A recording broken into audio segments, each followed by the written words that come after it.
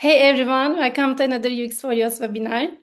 Today's session is called The 6 Questions Every UX Portfolio Must Answer. I'm Yaren, product marketer at UXfolio, and will be your host today, together with Joseph Duistan, UX career coach and founder of Career Creators. To be honest, I've been looking forward to this one. Joseph will walk us through the core questions hiring managers ask when they first open a portfolio and how the answers to those questions can shift the way your portfolio is read.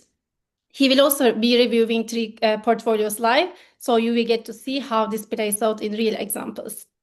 And we will also take a few questions at the end, so please send your questions as we go in the Q&A. So before we start, let me give you a quick intro to UXfolio and what we are all about. UXfolio is a portfolio builder with a mission to help UX designers and researchers build portfolios and present their work. And with that, I would love to hand it over to Joseph to introduce himself and walk us through today's session. Awesome. Thanks, Aaron. So welcome, everybody. Welcome to my session. So I'll be covering the 6 questions that every UX portfolio must answer. All right. So just a quick intro myself. I'm Joseph. I've been both sides of the hiring table. I've reviewed hundreds of portfolio as a hiring manager, as well as I've been on the design as a designer, sitting on the other side, like yourself, trying to get hired. And now I coach experienced designers going through that process. So today I'm going to show you the 6 things that a hiring manager actually evaluates when they open your portfolio. Not what they say they evaluate, but what they actually think. All right. So quick overview for today's session. So first, I'm going to show you some data that might surprise you about what's the hiring market looking like today. And then I'm going to walk you through the 6 questions that every hiring manager runs through when they open up your portfolio. And then what the answer should look like depending on your level across junior, mid, senior, lead, staff, principal.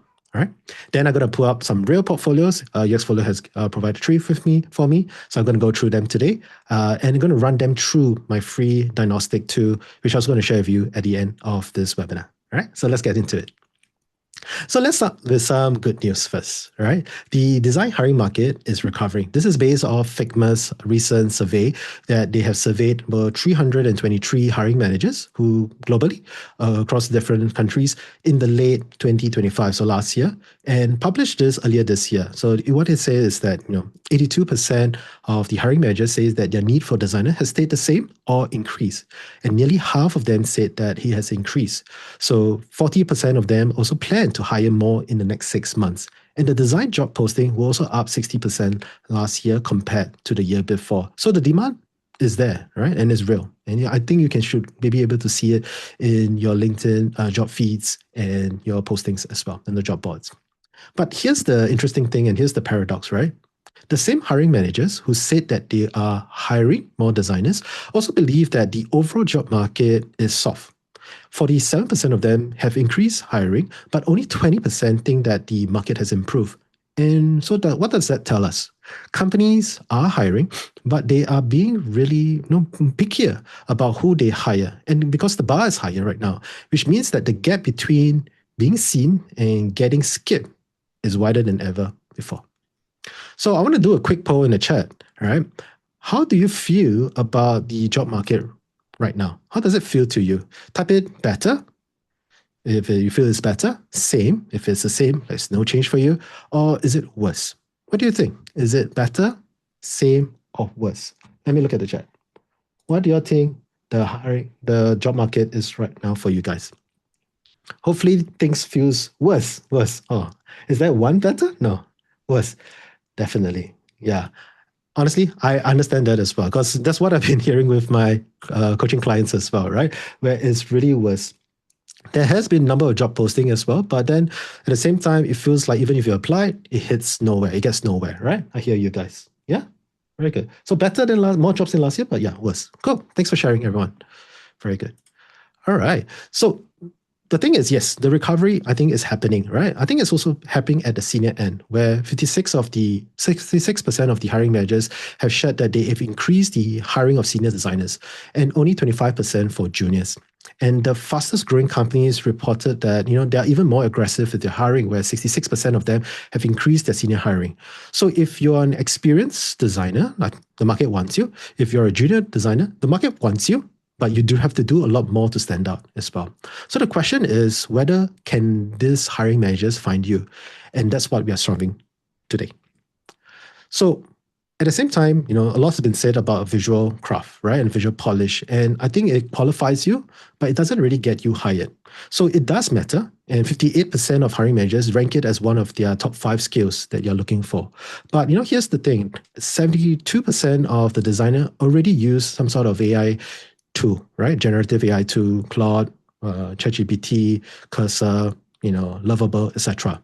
And 60% of the Figma files created last year were also made by non-designers. So what that tells us is like when anybody can produce polished screens, a beautiful portfolio doesn't really differentiate you anymore. It qualifies you, yes, and it gets you through the door, but it doesn't get you the job. So what does get you the job? So let's look at the other skills that hiring managers prioritize. That would be collaboration, system thinking, product strategy. And these are judgment skills. These are decision-making skills. These are communication skills. And these are the exact skills that are invisible in most portfolio, especially the ones that I've reviewed as well.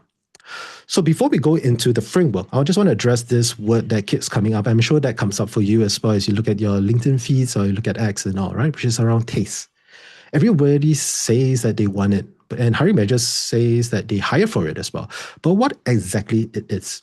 So I want to do a quick poll in the chat. Type in the chat what do you think taste means in design? Is it A, visual craft, B, decision making, C, communication, or D, all of the above, Joseph? Right? Which one do you think? Is it A, B, C, or D? D, A. All right. So there's a mix of A, all of above, and so is the D. Very cool.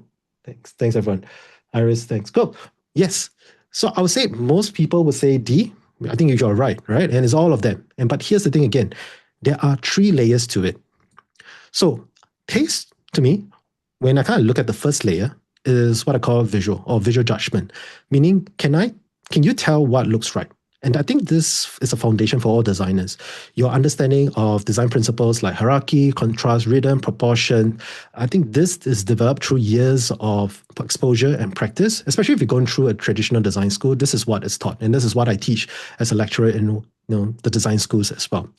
And most of you already have this. The layer 2 is what I call then visual creation, right?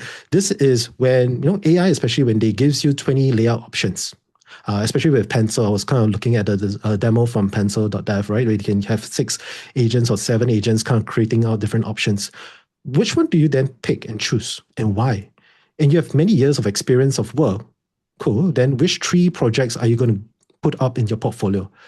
Or maybe, a stakeholder wants feature A, but then you push for feature B. Why did you do that? Every one of those, I would say it's a taste decision, right? It shows how how you choose what to amplify and what to discard. Then the third layer is what I call communication judgment.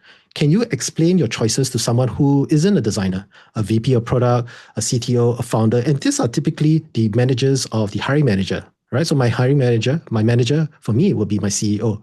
So can you frame it as, in terms of your decision of why you chose that design, instead of like, I just picked this design because it looks good, as a business decision, not just an aesthetic preference from you.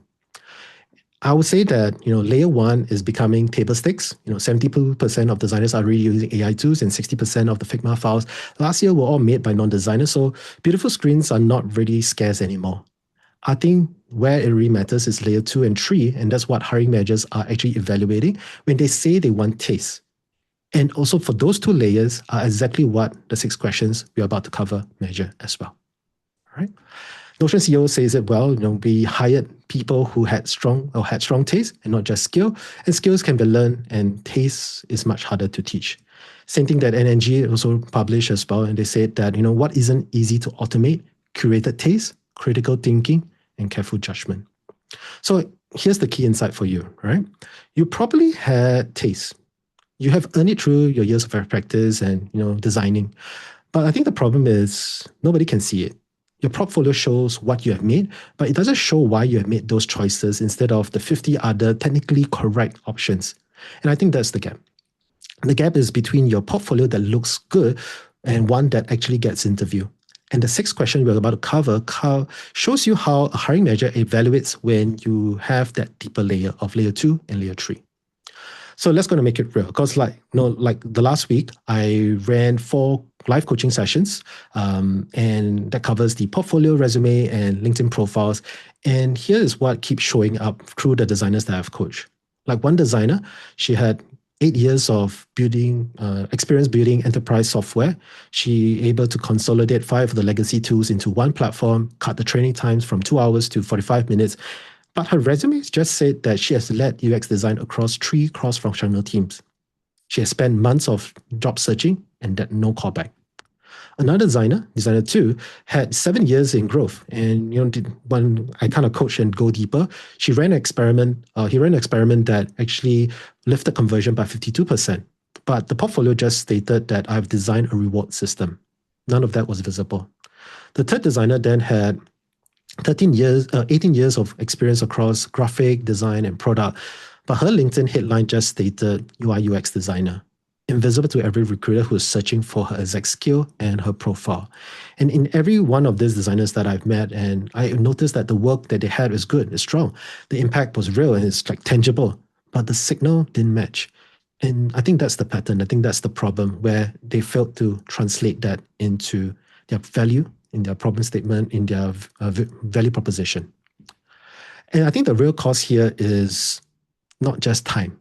I think it compounds. Like month 1, you might think that, hey, maybe it's the market, it's a bad job market. Then month 3, you go into it and start doubting yourself. Then month 6, you think that, hey, maybe the design industry have moved past me. And month 9, which I have heard from some designers that they think maybe I should just leave design altogether. I think that is the emotional cause and the mental cause around it. But at the same time, if you don't kind of fix this at a senior level salary, which is anywhere maybe under 120K to maybe 250K and above, every month will cost you, of job searching, will cost you around 10K to 15K in lost income. A 6-month search with a broken signal costs you anywhere from 60K to 90K. So fixing the signal just takes about a week, right? And you just kind of reevaluate, and in terms of your LinkedIn profile, your resume, and your portfolio especially. And I think if you kind of do that, the financial match may look very terrible, but I think that happens when you don't fix your signal and if you don't have the urgency to do so. So let's get into it, right? How does a hiring manager actually evaluate your portfolio? So what does that see? It always falls in 3 stages and it always comes in this order. The first one is, can I see this person, right? The next one is proof. And the next one is trust. So I'll go through lens by lens. So the first one is what I call fit, right? It's a role and level fit. So as a hiring manager, within the first 10 seconds, can I quickly identify what kind of designer you are? Are you doing UX research? Are you doing product design? Specifically, what type of designer you are and what level are you operating? Are you a mid, senior, lead, level, staff, principal? What level are you at? The second one then I'm trying to look for is relevance, right? A match. Whether does your work that you showcase in your portfolio, does it match the problem that I face in this company, right? Because I'm looking for problem solver. If you have resolved this problem before, great. Then I just want to kind of look for that direct match. Number 3, then we move on to trust, right? To proof, which is, can I see, because of you in the room, can I see what changed? Right? In terms of your impact and your outcome. What changed because of your work? Number 4 is drive, decision, ownership, right? What do I, because of you in the room again, what has changed? What influence, what decision have you switched off, changed in the room? How do you manage to influence the stakeholders? Did something change because you made the decision and the pushback to a stakeholder about going with this direction instead of that? That is something that I want to see. In terms of the trust, it comes down to tell, which is your story and communication. Are you able to communicate your design decisions, your decisions that you made with the product, the strategy, and what you have done to a non-designer, which is typically a VP of product, a CEO, a CTO, etc. Because typically those are the stakeholders that you also will be working with. Number 6 is bet. I think this is the most important one, which is looking at hiring risk and RAM speed. Whether a hiring manager, whether are they willing to bet their reputation in hiring you? Because for me as a hiring manager, ultimately it comes down to this gut feeling, right? Where to hire you, I'm taking a huge risk, right? Because hiring is all about risk management. So if I feel like based on what I should see in your portfolio, based on the interviews and all, I feel like, hey, you're a good fit, cool, then I'll take that risk. Because in the event that I made a wrong decision, I make a wrong hire and you leave within a few months, or you cause troubles and issues, or you don't convert, or you don't deliver, then it's going to look bad on me as a hiring manager. And it's going to kind of like affect my position in my career as well in this job. So in this company. So definitely this is something that I'm thinking about. I want to make sure that I bring the right person in. If not, I have to repeat the whole process of hiring all over again. Months of searching, thousands of dollars over again. And again, it goes in these orders, right? So as you're kind of looking, and each stage I would see it as a gate. Because for me, if the eyes are broken, where I can't see the fit and I can't see the match, then I would never even go into the proof of kind of seeing your case studies or seeing how you have made those impact and decisions, right? And most designers that I talk to, especially experienced designers, they will typically score well in the proof. But if the work is strong and the C is broken, then I think the hiring manager would just close the tab because they can't even identify what type of designer you are. And that's why I think polishing case studies doesn't really help if your initial positioning of yourself is unclear. I think you're just fixing the wrong stage as well. So quick poll in the chat. Where do you think is your weakest right now? Right? Is it C, proof, or is it in trust? Which stage of the 6 lenses, if I categorize into the 3 stages, which one do you think you are the weakest right now? Is it C, is it proof, or is it trust? C, right? Trust, 100%. C, all of them. Good. So the nice thing about this is you understand where your weakness is, and this is where we can take the next step to improve, right? Cool. So proof, trust, C, right? So it's a mix of it. Very good. All right. So I'm going to go through each lens one by one, and I'm going to kind of break it down across different levels as well. So the first lens under C, this is going to be the 10-second test, right? If I open up your portfolio, can I immediately tell what kind of designer you are and what level you operate? So here's what it looks like at each level. At a junior level, what I want to kind of see is you are clear about your role. At mid-level, you want to see your domain. At senior level, then I would expect at least to see your role, your level, and your domain, and your skill. At lead and staff, then I need to see your scope beyond the individual projects that you deliver. And I think the common mistake made across all levels is that they have generic positioning, meaning something like, I'm a passionate designer who loves solving complex problem, or I love making the complex, simplifying complexity, stuff like that. Or I love to design beautiful experiences, right? Or user-centered experiences that fulfill both business outcome and user outcome. Like stuff like that, it sounds like anybody. So what I like to do is like a name swap test. If you are able to replace your name with somebody else's, then it doesn't apply. Right? It doesn't kind of fit. It doesn't match. It doesn't pass the test. And it's not helping you because that lends you into the pile of 200 plus generalists in the job application. The second less under C is relevance, right? And this is where hiring managers, we are trying to do a pattern match.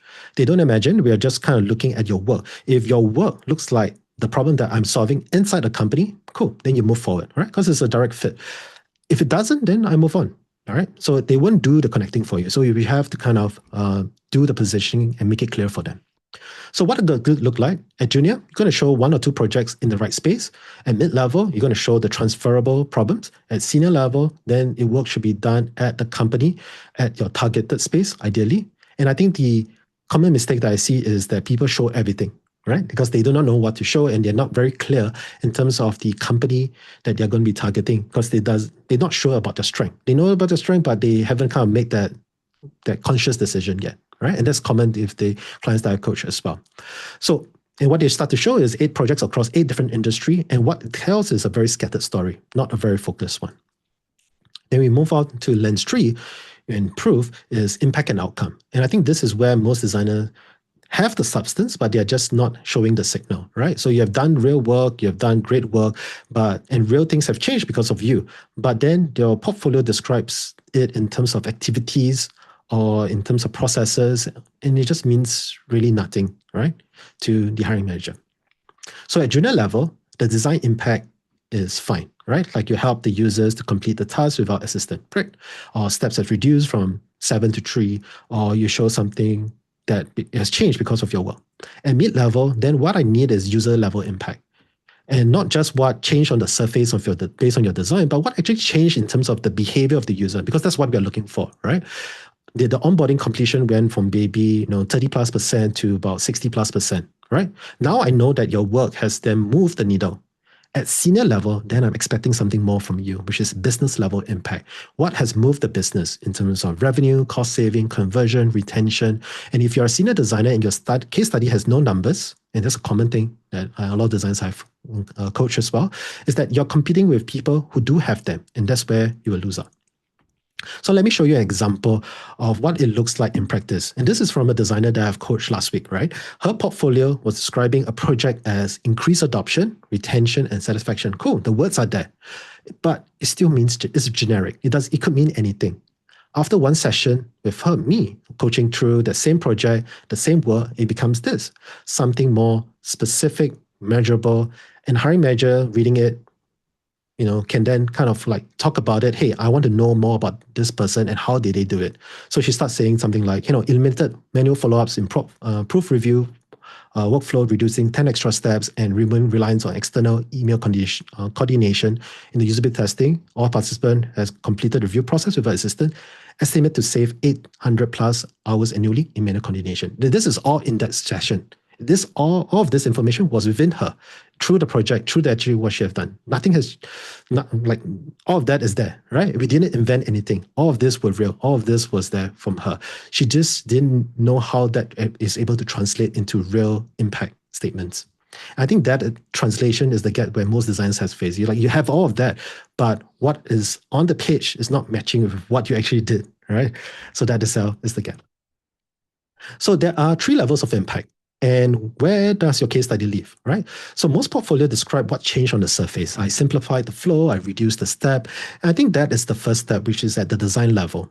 The second step is the user level, which is what changed in the behavior because of your design. Did the users complete their task faster? Did they stop using the workaround? Did the adoption increase? This is where I think you go from describing your work to showing evidence that matters. And then level 3, which is the business impact, is what changed in terms for the company. Did you help them to save hours in terms of revenue, costs?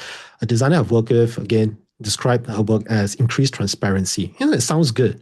But the actual impact, I think once we start to break it down and what actually that means, was that it was estimated at millions in productivity saving. Same project, right? She wasn't able to connect the dots from design to user to business. So how do we get to step 1 to step 3? I think it starts with what changed for the users, and then you ask yourself what it means for the business in terms of money, time, and growth. And the numbers are typically the ones in your head and you're working with your project. You just haven't written down. So to see where it is, I'm going to share with you the hiring signal diagnostic score later at the end, where it shows you the specific lens that how you score across the different lenses. It's going to take 3 minutes. I'm going to share with you the link at the end. Okay. Lens 4, this is what I call decision ownership. And this is where it separates from mid-level designers to senior-level designers in the hiring manager's mind. Not the years of experience, it's just a filter and indicator, and not the titles. It's really in terms of what evidence have you showcased in terms of your decision-making. So at junior level, I want to see, what you can make a decision, right? And I explain why you have done that. At mid-level, I want you to show me your trade-off. Right? At senior level, I want you to start showing me how you have navigated ambiguity, how you maybe influence other people, other departments, other stakeholders, and how do you have made some hard calls, even despite the team telling you that you need to go the other direction, but you chose to make the tough decision. I think the case study should show how you think, not what you ship. And again, the most common mistake I see is that people start describing using the word we, right? We explored this, we decided this, we tested this. Like, who is we? What did you do as the designer? A hiring manager reading it doesn't know whether you led the decision or you just sat in the room and just listen and follow along, right? So now you move to lens 5, which is trust. Your portfolio is not just being read by designers and design managers, it's being evaluated by my manager, which is like VP of products, CTOs, founders, and all that. And most of them, they can't speak design, right? They don't understand design or design language and lingo. So can they follow your story that you share? I think the simple test is this. Does your case study have a but, right? Most case studies, I think they just go with and but, and it kind of reads like that, where, they have like a junior level, you have the clear problem, clear solution. At mid-level, you show some business context. Senior level, it starts to read like a story. And then at lead level, your entire story is is similar across all the different projects that you reinforce. But what I want to kind of share with you is this, which is a very simple test. Most case study kind of read like this, where it is like a and then. So it's like a process, right? Because I did this, this is the problem, and then this is the research that we did, and then this is the design process and the ideation that we did, the testing that we did, and then like it just goes through that and then process. So it kind of reads pretty flat. And there's no tension in that. There's no turning point. There's no exciting thing about it. And it doesn't showcase how you think. What hiring managers, what makes them lean in is that you just add a simple but in between, right? Where you share this is the moment I would think that it creates the turning point, right? So for example, we assume X, but testing revealed something else. And therefore, we shifted our decision to Z. And I think now the hiring managers now are able to see things. Two things. One, what went wrong? And two, how do you handle it? And that is the signal that you want to share in terms of how you own that decision. And this framework is very simple. I got this from the creators of South Park. Every script that they write is using this and but therefore method. And I think if it's good enough for one of the most successful story shows in TV history, I think it's good enough for your case study as well. So very simple. You don't have to go through the 3 arcs or whatever. I think just keeping this and it would be pretty good for you. Okay, cool. All right, so that's the turning point. So back to you. I want you to think about your most recent project. Do you think about how often the users did the task? How many of the users were affected? How much time did it save the task? Because if you, I think you know 2 out of the 3, I think you can do the creative maths. Okay, maybe I skipped something. Let me see. No, I didn't. Okay, cool. All right. So the next one is the last lens is lens 6, which is the silent killer, I think, which is the hiring risk and the RAM speed, right? Ultimately, as a hiring manager, will I be able to bet my reputation on you as well? Because every hiring bet I make is a risk, right? If I hire the wrong person, again, I have to repeat the whole process. Weeks and months of interview, my boss's time wasted, and my reputation takes a hit, and I'm weighing it just by reading your portfolio. So if you have unexplained gaps, scattered roles, don't have a clear story in terms of your career, all of this just raises red flags, right? So if there is a perfectly good explanation, I think you just kind of put it there. If not, then if you start to make assumptions around it, and that's not good. And typically we'll just go with someone who feels safer. So let me bring it back all together before we look at the real portfolio. 6 questions, 3 stages. Fit, match, change, drive, tell, bet. A hiring manager is going to run through all this in about 30 seconds. When you're trying to pick up the signals, they're not going to check a Rubik's or a checklist. They're just finding this pattern matching as they're evaluating the portfolio, right? So most of portfolios, I say they don't break all of them. I think they mostly is 1 or 2 that is the biggest weakness or the biggest gap for them. And after coaching 50 plus designers through this framework, I think the 2 that keeps coming out for me are the impact and the fit. But again, we're going to check and see whether it's true as well. Okay, cool. So as we go into the live review, what I want you to watch out for is not whether the portfolio looks good. I think that's a basic. I think that's a table stake. What I want you to kind of see is whether a hiring manager can answer these 6 questions in 30 seconds. All right. So we're going to see this in action right now. So the team has provided me with 3 portfolios in submission. I'm going to run them through the live diagnostic tool. Again, I'm going to share with you this too at the end as well, so that you can run it all through your own portfolio, your resume, and your resume, portfolio, and LinkedIn profile. All right, so it's going to look something like that. Cool. So the first one that we have. Cool. So the first one that we have is from Charlene. You all can see the screen, yeah?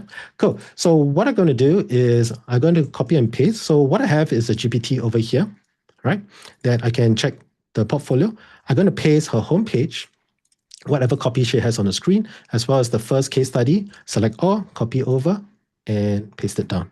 Okay, it's going to give you that score fairly instantaneously as well. But at the same time, while it's loading, I'm just going to give you my quick first 10 seconds impression as well. All right, it's really loading. So as a hiring manager, as I'm looking through the portfolio, what I'm looking at the match, right? In terms of the role, is that a fit, right? So what I can see is a passionate UX UI designer. So I can't tell what level that she's at. And also in terms of this sentence, it seems pretty generic. It can apply to anybody.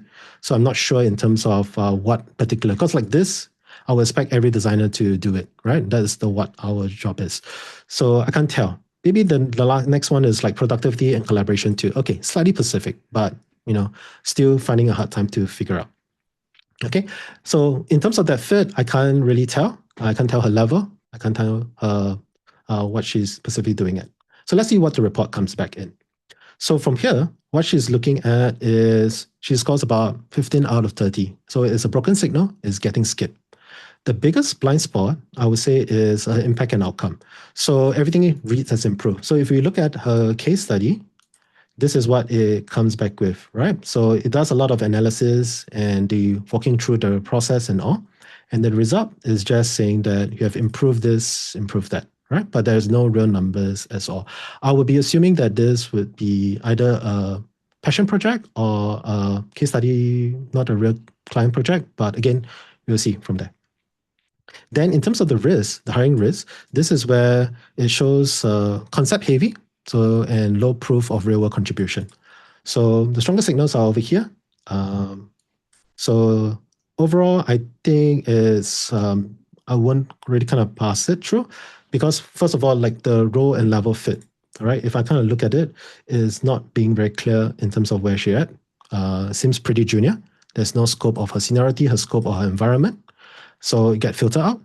And then in terms of impact, things like increased engagement, reduce support burden, and high quality data, there's no numbers to show evidence, no baseline, nothing to show the contrast. So even if it's a passion project and we're done testing with users, be it 5 users, 3 users, you still can just get them to do an assessment before maybe your first version of the project, get them to rate on a scale of 1 to 10. Where does it sit? How do you rate the experience? And then you show them your improved version and ask them the same thing. On a scale of 1 to 10, how does the improved version sit? Right? You can once you kind of find that delta, the difference, that is a number that you can put in as well. All right? So at least you can take that and show stuff, proof in claims. Cool. So then decision, ownership, and story outcome, those are pretty raw as well. So in terms of the hiring risks, as well as there's no external validation, there's no depth or ship. So I'm assuming this would be a junior. So again, at this level in this job market as well, we are all kind of the bar has been raised. So we are all kind of looking at a senior level. So even if you're junior, there are still ways that you can frame it up and actions they can do, things that you can do to position yourself to be at a senior level as well. Okay, cool. So that is Charlene. All right, so let's move on to the next one. Okay, so I don't look at visuals because visuals, I assume it's pretty good and I won't kind of go into it. I assume it's good, but I'm now focused on the message and the content in terms of the portfolio, especially the positioning. It's going into Jason's one, right? So I'll copy and paste the portfolio in to my tool, and then I'll go to the first accessible case study. All right, so this one looks a lot cleaner and that seems like a pretty good portfolio. Let me see. It's changed. Cool. All right, let's see how it rolls. Okay, cool. Let it load up. So typically for me as a hiring manager, let me kind of walk you through, right? I will typically look at the front cover page and I'll look at the first project, right? Typically, if the first project don't pass my initial signal, if I have time, if I have 100 plus designers to kind of review, I won't want to kind of pass through it because I will just move on to the next one. But if the first one looks good or fairly good, I'll then have the chance to look at the second one. The third and fourth one, less so. Okay, cool. So I'll click on the analyze and let's go. All right, so for Jason's one, what I can tell is product designer, great. This is a little more specific. There's AI-powered system. So if I'm an AI SaaS tool or a startup or a company or enterprise platform that is working with AI, this will be relevant for me, right? And then again, turn complexity into usable products. Cool. So this is slightly better. There's also talk about accessibility and developer experience. Again, very small. Make it bigger, and I think would be great. And real world adoption. Cool. If you have numbers, I think that would be great to showcase for as well. But overall, I think better positioning as well. All right. So let's look at the signal test. So overall, I think it's much stronger than before. It's 21 over 30. Still a slightly weak signal. It still may have the chance to get filtered out as well. The biggest blind spot would be hiring risk and RAM. So no external validation or career narrative. It feels like a bet. What does this mean is that if I look at your portfolio, it doesn't feel like I know where you are looking to go next, right? And thus, if that is unclear, then it feels like, you're basically what we have done is like we take all the projects that we work in and we just showcase it, right? But we didn't specifically kind of make it clear in terms of what company we want to specifically work for and aim target as well. So that's what it's saying. The next one is decision ownership. So it shows hints of ownership, but it's buried between the team and process framing. Cool. So tier 5 projects was very good. And let me see, in terms of key ones, executive summary. So executive summary, I think is one quick fix that everyone can do. So what it means is that if I look at your portfolio over here, like I think all of this looks good. But in quick instance above the 4, I want to quickly know what is the problem, what's the solution, and what's the results. So you had the snapshots of your project, which is in terms of your role, your team, and all that. I think is great, as well as some of you. I think you put some of the data here, but I think it's too small, so you might miss it. But immediately over here, what I want to see is just a summary. Because how I kind of think about it is like a trailer, right? I won't want to watch the full movie, meaning like the full case study. I would just want to kind of see the executive summary or like the TLDR, the too long didn't read part, right? In terms of your problem, your solution, your result. Because that was set as an anchoring bias, as an anchor, as how I read the entire case study and what to look out for as well. But I think much better than previously. Yeah. So like, I can see it's like if you have done certain things and you have done it, cool.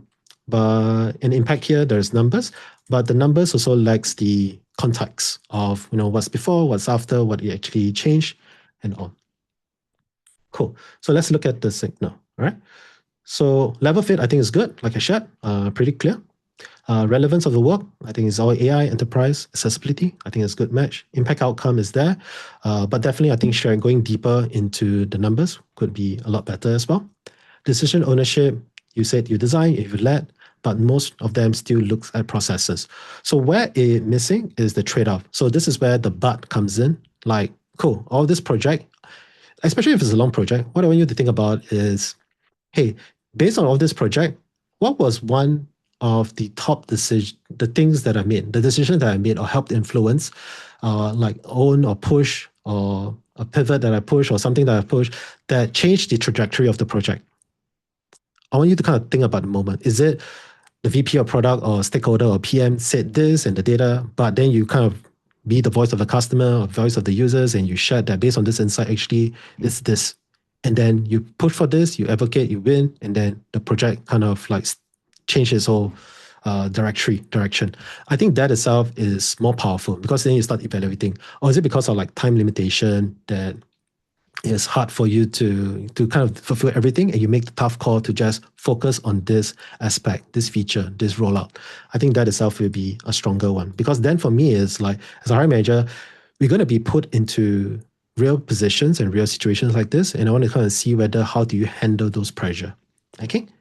I think overall the story I think is mostly okay, but it's a lot of and then. So it's a process. So once you add in that insight from the customer or from the stakeholders or from yourself and one decision you made, I think it will make it a lot better where you showcase the tension, the decision, and the consequence of it. Especially if we don't take this decision, this direction, what would happen, right? And why that matters. Cool. So overall, I think it's better. I think it's a very quick fix. If you kind of reframe your story, I think you'll be in a much better position as well. Okay, cool. Again, just a quick glance and all that. I won't look too much into the visuals. All right, cool. All right, the last one is with Ryan. All right, so Ryan, I will go into this. I'll paste. So this, again, you can do it for your own portfolio. I'll provide the link and you download, you go through that, and you get your quick signal from that. Again, I think even for this, you will get some really actionable insights on how you can improve your portfolio as well, beyond the visuals. The visual, I will assume that you have done a great job as well. All right. So for Ryan, if I look at him, I can't tell the level. So I assume maybe it's mid-level, senior level, not sure. Again, I make complex things feels human. Cool. Like most everyone will say that. Product, workflows, AI experience. Okay, slightly better. So workflows and AI, but what type, what level? Real high stake moments. What does high stake moments mean? Is it regulatory environments like banking, finance, government? Not sure. Right. So if I look across the different projects, and this is the one I selected. Right. So let's kind of look at the signal. So overall, it's a 19 out of 30. So it's a big signal. It's still going to get filtered. And again, biggest one is impact. Strong work, zero measurable change, reads like activity, not results. Again, very, very common. I think this is going to be like the number one thing that through the clients that I've coached and designers I've coached, this is like the number one thing. Next one is decision ownership. Leadership is implied, but your decision was not clearly isolated. Stronger signal is your fit, and cool. So all of that is missing. Easy one is testimonials. If you have testimonials from your mentors, your colleagues, your previous bosses, then you'll put it inside as well. Okay. All right. So in terms of impact and outcome, so this is the biggest issue. A lot of zero numbers, everything framed as a build, design, enabled, modernized. There's no before and after, no adoption, no efficiency gain. So at enterprise scales, the users were mentioned, but there's no outcome to that scale. I don't know if your work makes a difference. Cool. So if I look at this one, what it's trying to say, I'm guessing, is that there's the problem, the solution. So this is good, but I'd love to kind of see the results, right? The results over here, what actually changed. Because I can see the different designs that you've done and all, but then I can't see the impact, the results. So that itself is a problem, right? I think especially a level. So you showed that, there's affecting this group of people and this scale, but then there isn't that impact there. All right, let me see. If I go to the about section, actually your principal level. Wow. If you're a principal level, I think you should bring it up to the front. Or if you're a leader and all, you should bring it up to the front. And based on the work that you have done before, some of these companies are pretty well known. You should consider to bring that up in the front as well and name drop.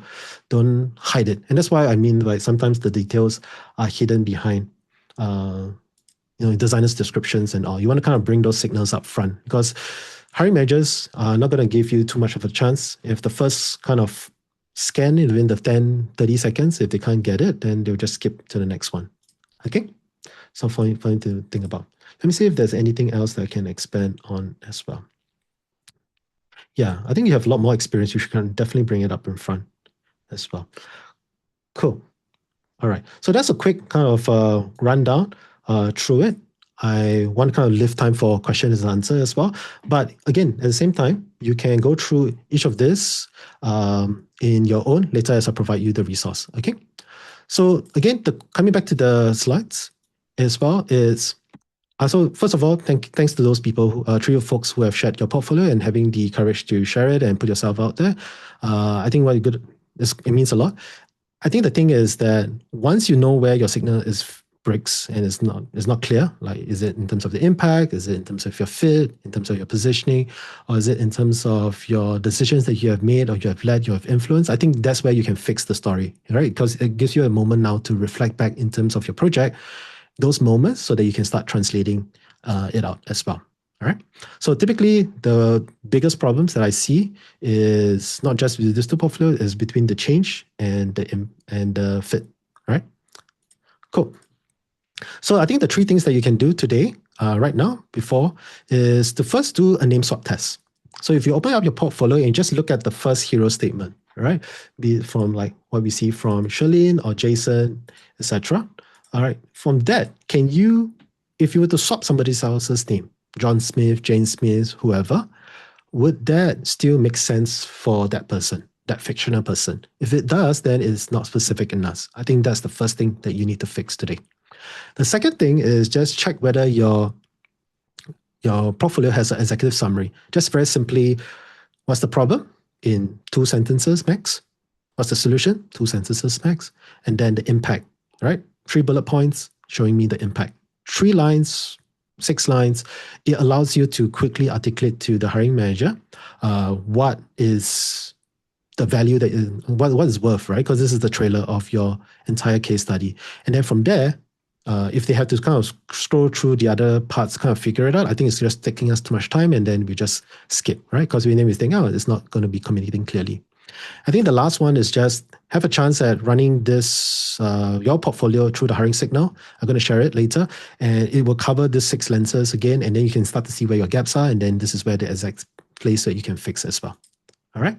So this is something, one of the comments that I got from Dirajay, who is a senior product designer, and he had to go with the free tool that I use, and he found it super valuable. He just spent like 3 days with it, and his resume went from a night score of 19 to 24.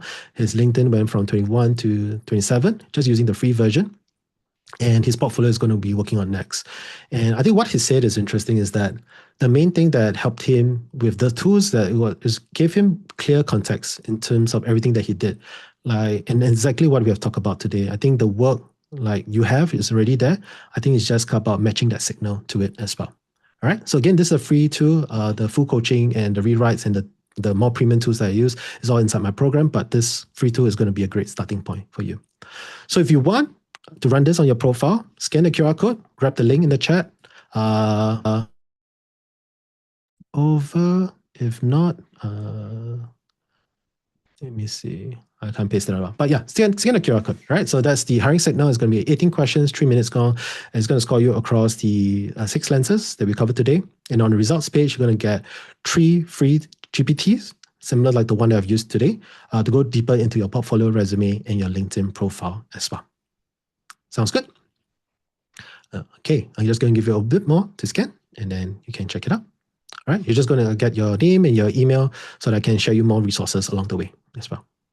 All right, cool. So the next one would be then if you're looking to place, now that you got your copy and thing, I think the first step if you're looking at crafting your portfolio is always get the copyright first. Don't pick the template. Don't think about the visuals. Don't think about the design. Just go and frame up your story first. Because with the story and the copy that is done right, now you have the materials and ingredients to start cooking your recipe and your dish, right? So if you need a place to build and rebuild your portfolio after today, UXfolio has provided a code for this session, 30% off the yearly plan. The code is on your screen, Joseph30-yearly. And yeah, apply it at checkout and it's going to be available for your new yearly subscription. All right. And that's it for me. Yaren, back. Thanks so much, Joseph. That was a great walkthrough. We have some questions lined up, so Sure. let's get right into the Q&A part. Okay, so the first question is, how can I showcase leadership wins and skills in my portfolio while still positioning myself for IC designer roles? Would creating different portfolio views or role-based versions help? Gotcha. Yeah, I think great question. I think first off, let's need to kind of break down what leadership is actually means as well, especially at the IC level, at the senior IC level. I think that's where people get confused. I think for senior and above, leadership is not just about managing people. I think that's where, even at earlier stage of my career, I got confused where I think leadership is just means about managing people, right? But I think it's also about how you made your decisions and what judgment you have made and pushed your team to. Even at the mid-level or even at the junior level, you still can have some influence in that as well, where you can influence the product direction or the strategy, especially at the startup, where you have a lot more autonomy on that. And as well as like how do you coordinate across different partners, across different stakeholders, beyond your immediate team. And yes, I think one big part of the leadership is like how you mentor and coach and grow people and scale the team. I think that's still important as well. I think all of that is leadership. So the question is then, how can I take that and frame it in my portfolio if I'm still going for an IC role, right? So first, I will lead with my IC work, right? I'll lead with my IC work. Your case study should already show the decision you make, as we covered in today's session, right? In terms of the lens number 4, decision ownership, and the judgment that you applied on it and your craft. Because at that level, at the senior IC, you're typically going to be playing that player coach level, right? So this is where you want to kind of show that.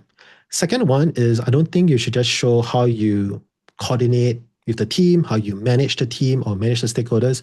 I think what you want to show is what happened because you were in that room. How did you identify the core UX problem that everyone else has missed? Did you make the call to simplify the onboarding form from 8 steps to 3 steps because you see there was a real friction in terms of conversion? I think those are things like critical things that you want to kind of highlight it up, where everyone said something else and you said this, and you kind of led the team. If you manage a team of people, I think you should put it there.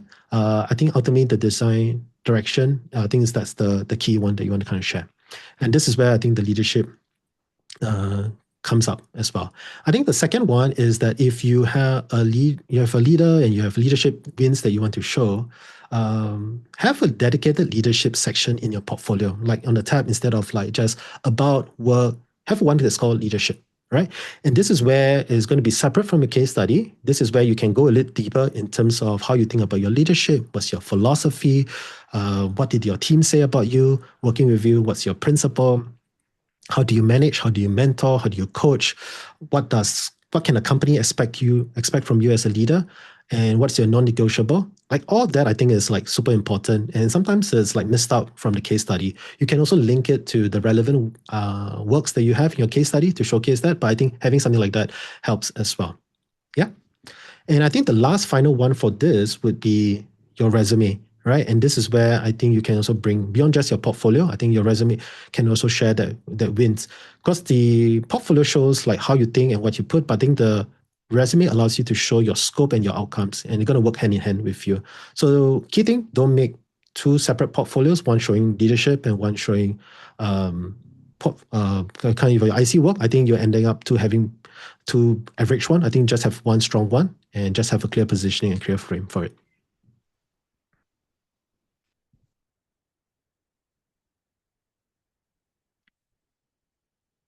Oh, Yaren, you're muted. Okay, sorry. Okay, I'm back. What's the best way to position a portfolio so it works for both UX and product design roles? Yeah, good question. So I think this one first is it's not a portfolio problem. I think it's more of like a title problem in terms of the label that we give it, right? So in some places, UX is product design, and some places, product design is UX, and especially across countries and regions and continents as well. I know they all use different terms, and it all kind of means the same thing as well, right? Digital design, experience design, all different labels, all the same thing. So I think first of all is you can do the same, right? Ultimately, what if you want to think from the hiring manager's point of view, what we actually care about is how you solve real problems. How do you solve real product problems that is faced? How do you solve real business problem? And show what has changed because of your work, you in the room, not because of the team and you saying we, but because of you, uniquely you. I think that's it. I think that's what we care really about. If your case study is able to show the business context in terms of why this problem matters, how this affects the company, why it matters for the business, is able to show the user insight that you're able to extract either from analyzing the data or interviewing users and customers and understanding maybe the cultural or behavioral insights from that, and showing how you made tough decisions under tough constraints, tight constraints, and showing that measure outcomes and impacts. I think you're good in your good position to your position for both, right? Whatever you want to call it, UX or product design. I think the one thing that would change this is when on your hero page, a lot of people don't just call yourself UX/UI designer. I think it reads a bit like junior, but what you can actually do is be more specific. So not just like product designer or UX/UI designer, go a bit more specific in terms of adding your domain or adding the problem that you're actually solving. Something like product designers solving or working on complex B2B SaaS workflows in regulated industries or in healthcare industries or in tech. So you can even go deeper into that, right? Or focus on enterprise tools or AI experiences. I want you to be really specific about the problem you solve, not just the job title. If you want to kind of figure out what job title to use, because yeah, again, across all the different clients that I work with across different countries, they all have different preference for it. I would say just say do a simple search of the job title or the different job title on LinkedIn. Find the number of jobs available, and so if you see one job title appears more in the job search, then go for that one. Right. So like one of the designers that I was coaching, she was debating between product design or interaction design. And based on the results, product design was appearing higher for the country or the region that she was targeting. So go with that. Right. And then you can add in those other keywords later behind. Thank you so much. And the other question is, based on current industry expectations, what would you recommend to make my portfolio more competitive? So I think based on the survey that Figma did, right, and based on the hundreds of portfolios that I review, I think the two gaps that still comes up almost everywhere is still one, like I shared, impact. Most of the portfolios describe what the designer did in terms of the activity and the designs, the screens that they did, but not what changed because of that. Like, for example, we conducted research and redesigned the flow. Okay, that is an activity. But if you are able to say that, hey, because of that, onboarding completion went from 30% to 60%, cool, that is the impact. You improved by 50%. That is the impact. Number one is a number and the other one is a before and after. So we want to see the before and after. That alone, I think, changes how a hiring manager perceive you as a designer, and more importantly, how we read your case study. The second one is, we'll say, is fit. Again, in that first few seconds of like opening up your portfolio in the tab, I really want to kind of understand in terms of where are you, what level are you at, what type of companies have you worked for, what type of problems have you solved. So if you are clear and specific for me, then it really guides me along that journey of reading and evaluating your rest of your portfolio. So I think your hero section needs to be really specific. You're not just saying, hey, I'm passionate about design. Everyone is passionate in design. That's why we are in this profession. But I think you should say your actual role, your actual domain that you're in. If you want, throw in your years of experience inside as well. And more importantly, what type of companies you want to work for. So I think you should kind of stick that specifically. I think once you kind of fix those two, you can see like majority of designers all kind of struggle on those. If you kind of fix those two, you really help yourself to stand out. And this is before even touching any copy or any visual design. This is just all your copy along and positioning. All right.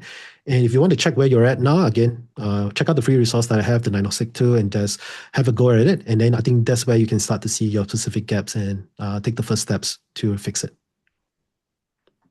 Thank you. And I'm going in chat and I have another Yes, question please. here.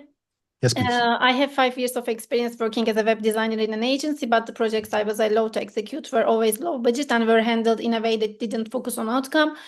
So the question is that how can I showcase my real experience when I was never able to prove myself? Should I just use fake projects, and wouldn't that take away from my credibility? Yeah. So I think I think I'll answer in two parts, right? One is how do I justify impact and outcomes? And then the second one is like other alternatives where you can showcase as well in today's market. So I think the first one is showcasing impact and outcome. This is where I like to kind of do something what I call like creative math, right? And kind of define. So again, back to that 3 levels of impact, right? So the first one, when I start at this level, is first figuring out who's the user that your project is being designed for, right? Figure out who are they, what's the job title, what is them, and then figure out what is their annual salary and their pay. Because time is money, and their time is money. Everyone gets paid differently, but you want to kind of figure out that, because then later you can use it to translate it into impact. The second one then is figuring out the before and after. So because of your design that you have designed, reduced in terms of like the onboarding screen, cool. But how much time have you reduced? All right, in terms of that, how much faster is it? If you do not know, you as a designer, you can just time yourself, right? Record a video of you going through that flow of how long it took, for example, right? And you can do the old design before, and then after you did the new design, do with the new one, right? And that delta, that difference is the impact. And if you times it with the number of people who interact with this on a daily basis or on a weekly basis or whatever, and you times that in terms across the year, across the every week, every session, across the year, you start to get up to a pretty sizable number as well. If your project touches on an industry or a company, if you times that to the number of users on the platform or the company account, that turns into a very sizable number as well. So yeah, I think one of that is like thinking about how you quantify the impact in terms of the total time, in terms of the hours. And then from that, you times the hourly rate of the user, and that gives you an estimated in terms of the impact that you deliver, right? In terms of both the design, the user, and the business. So how we kind of frame it is don't say it as like a definite, right? Just say it as an estimated impact or estimated business saving. Or if it's not yet launched, you just use the word projected. Again, this is how like business people. So like for me, for example, I have an executive MBA, and this is when we think about business planning and creating business plan, we always do estimates and projections. So it's perfectly normal. And this is the way that you want to kind of communicate. So I would say the design level is within your control. The user level, is somewhat within your control because you can interview users and control it. And then the estimation of that into business impact, that's also within your control. So you can do it as well.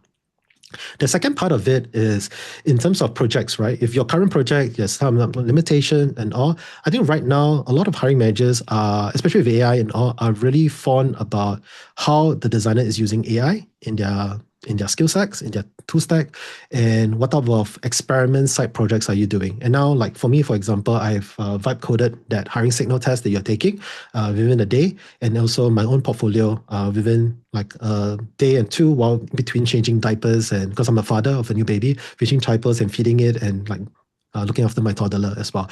So it's very possible, and it doesn't take more. And I didn't even use OpenFigma up to design it. I just all use by voice because I use a dictation software to just record my commands and my prompts. So showcase that. I think the benefit of it as well, the projects, the AI projects they are showing, if you can showcase the projects that is relevant to the industry that you're interested in, that's even better. So you can kind of kill two birds with one stone because you're showing to the hiring managers in that industry your interest, your passion, your intention of joining the industry because you have an interest in it as well. So something for you to think about. Thank you. Thank you. And that brings us to the end of the session. Many thanks for sharing your expertise with us today. And thank you everyone for being here. We truly appreciate your time. Just a quick update I have that we will have another live portfolio review session coming up later this month with our product lead, Akosh Ijak. So keep an eye on your inbox for the invite. And yeah, take care and enjoy the rest of your day. Awesome. Thanks, everyone. Have a good one.